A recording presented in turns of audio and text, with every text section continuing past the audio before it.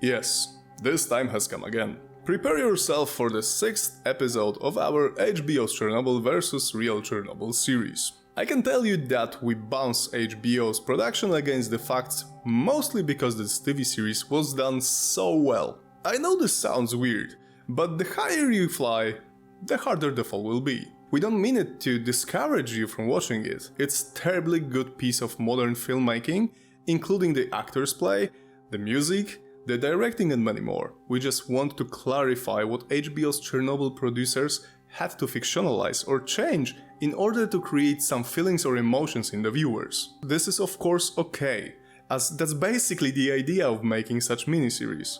But on the other hand, a lot of people will look at it as a documentary, which it isn't, so as not to keep you waiting anymore. Let's analyze HBO's production yet again. Question number 25.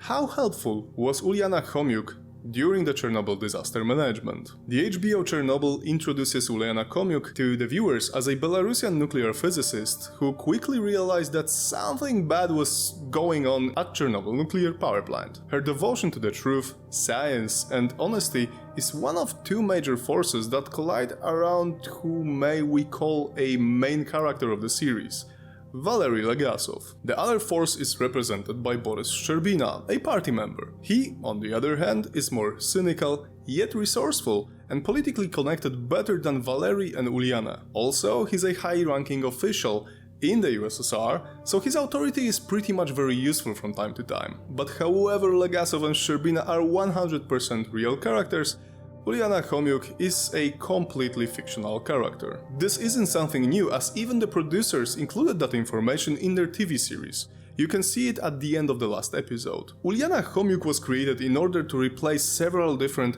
real scientists that were a part of a team that fought with the results of Chernobyl disaster. As the show's creator said to Variety, when asked about Khomyuk's character, one area that the Soviets were actually more progressive than we were was in the area of science and medicine. The Soviet Union had quite a large percentage of female doctors. She was shown in HBO's Chernobyl as the one who pursues the truth behind the accident, is encouraged and encourages others to do so. But that's another false narrative. In reality, scientists who investigated the disaster already knew about the flaws in RBMK reactors. So as you may see, there was no need for any whistleblower to uncover the truth, as the truth was already known to the people who needed it. That excludes USSR citizens, of course. Question number 26. Was there really a risk of a steam explosion following the reactor explosion? Everything within a 30-kilometer radius will be completely destroyed. Yes and no. Was there a risk of another explosion?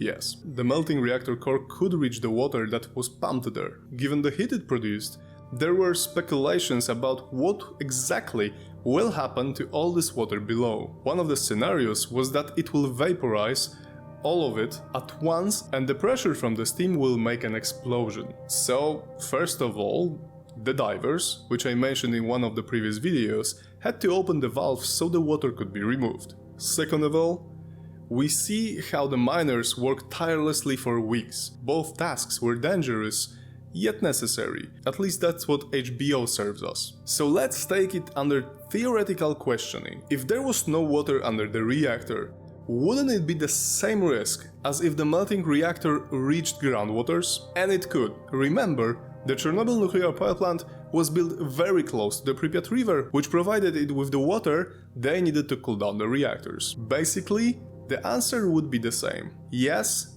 it could. But the meltdown never occurs evenly, so there was no chance of telling how exactly will it behave. We might say that this particular scenario was picked by HBO to underline how dangerous the situation was. And that's true, no matter which scenario happened. However HBO exaggerated the threat, it could happen, that's for sure. So we should stick to the facts. Long story short, yes, there was a possibility of another explosion. No, it didn't explode.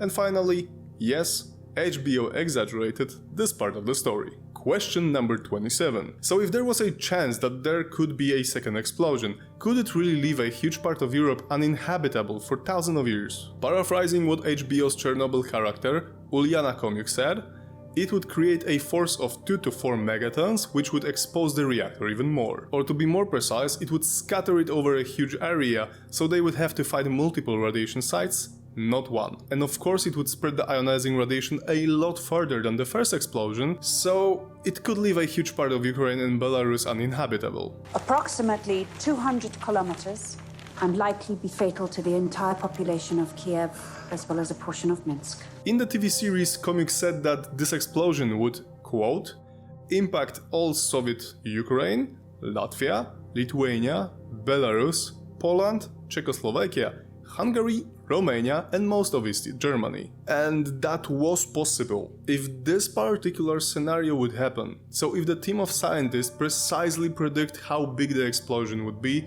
how deep it would happen, and if they include many different factors. So again, yes, what Khomyuk said was true to some extent, but only if we speak about possibilities. And remember, there were many, and HBO just stuck to one of them to deliver the story in a more organized way and to emphasize the dangers that the disaster created. Question 28. Vasili Ignatenko died in hospital shortly after the disaster happened, and he had a pregnant wife at the time. Is this true? Yes, this is true. A 25-year-old Vasili indeed fought the fires on the roofs, including the one of Unit 3, which was very close to the fourth one which exploded. He was one of the first responders who arrived at the scene shortly after the explosion took place, along with 13 other firefighters who were with him at the time. Ignatenko and his companions, while fighting the fires in various places, were not only exposed to part of the reactor core, as shown in HBO's Chernobyl when one of the firefighters picks up a piece of graphite. Besides working between piles of nuclear material, they were also inhaling irradiated smoke, and that took its toll quickly. At first, Vasili and other firefighters were hospitalized in Pripyat, but then were transported to Moscow by a military helicopter. There is one scene where nurses throw out irradiated clothing on a pile, and that's also true. Despite many years passed since that day, this particular spot in Pripyat's hospital is still extremely irradiated, so we can imagine how high the doses of ionizing radiation these men acquired. Due to an acute radiation syndrome, which I explained in one of the previous videos, first, Ignatenko showed signs of getting better. Then, as it often happens with radiation sickness, his condition got worse quickly. Vasili Ignatenko died on May the 13th, 1986, so less than 3 weeks after the disaster, and he left a pregnant wife, Ludmilla, who later gave birth, but their child survived only 4 hours, probably due to heart and liver problems. And I think that's enough for today. I think I will explore the subject in next HBO's Chernobyl vs. Real Chernobyl, as there is much more to say than just a few words. Don't forget to watch other episodes from the miniseries, or check out our whole playlist called Chernobyl Stories. Stay safe, take care, and see you next week.